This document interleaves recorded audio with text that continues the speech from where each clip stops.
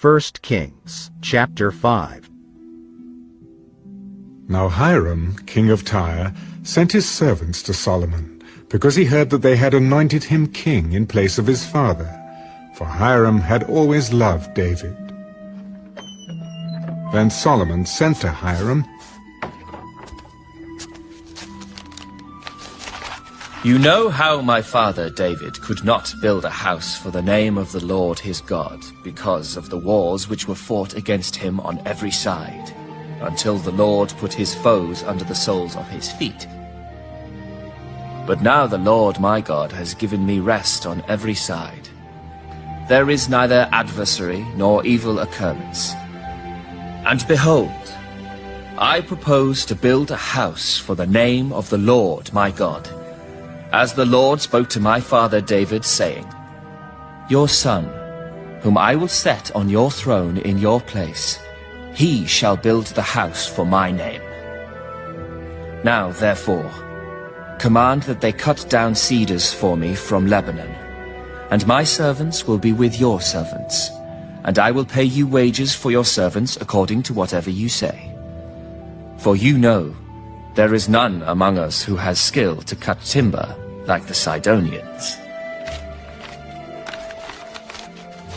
So it was, when Hiram heard the words of Solomon, that he rejoiced greatly and said, Blessed be the Lord this day, for he has given David a wise son over this great people.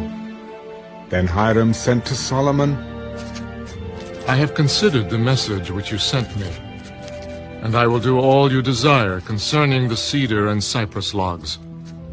My servants shall bring them down from Lebanon to the sea. I will float them in rafts by sea to the place you indicate to me, and will have them broken apart there. Then you can take them away. And you shall fulfill my desire by giving food from my household.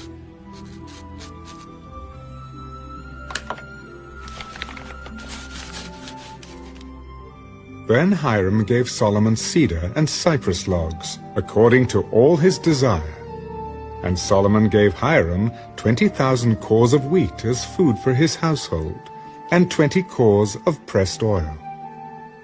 Thus Solomon gave to Hiram year by year. So the Lord gave Solomon wisdom, as he had promised him. And there was peace between Hiram and Solomon, and the two of them made a treaty together. Then King Solomon raised up a labor force out of all Israel, and the labor force was 30,000 men. And he sent them to Lebanon, 10,000 a month in shifts. They were 1 month in Lebanon, and 2 months at home. Adoniram was in charge of the labor force.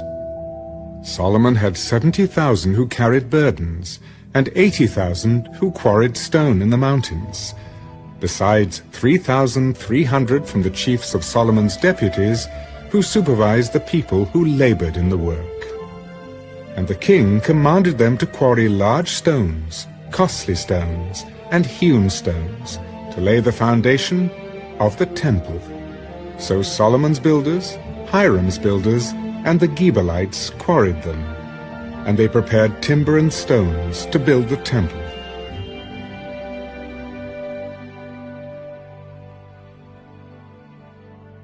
First Kings, chapter 6. And it came to pass, in the 480th year after the children of Israel had come out of the land of Egypt, in the 4th year of Solomon's reign over Israel, in the month of Ziv, which is the 2nd month, that he began to build the house of the Lord. Now the house which King Solomon built for the Lord, its length was 60 cubits, its width 20, and its height 30 cubits. The vestibule in front of the sanctuary of the house was 20 cubits long, across the width of the house, and the width of the vestibule extended 10 cubits from the front of the house. And he made for the house windows with beveled frames. Against the wall of the temple he built chambers all around, against the walls of the temple, all around the sanctuary and the inner sanctuary. Thus he made side chambers all around it. The lowest chamber was 5 cubits wide, the middle was 6 cubits wide, and the third was 7 cubits wide. For he made narrow ledges around the outside of the temple, so that the support beams would not be fastened into the walls of the temple. And the temple, when it was being built, was built with stone finished at the quarry, so that no hammer or chisel or any iron tool was heard in the temple while it was being built. The doorway for the middle story was on the right side of the temple. They went up by stairs to the middle story, and from the middle to the third. So he built the temple and finished it, and he paneled the temple with beams and boards of cedar, and he built side chambers against the entire temple, each 5 cubits high. They were attached to the temple with cedar beams. Then the word of the Lord came to Solomon. Concerning this temple which you are building, if you walk in my statutes, 1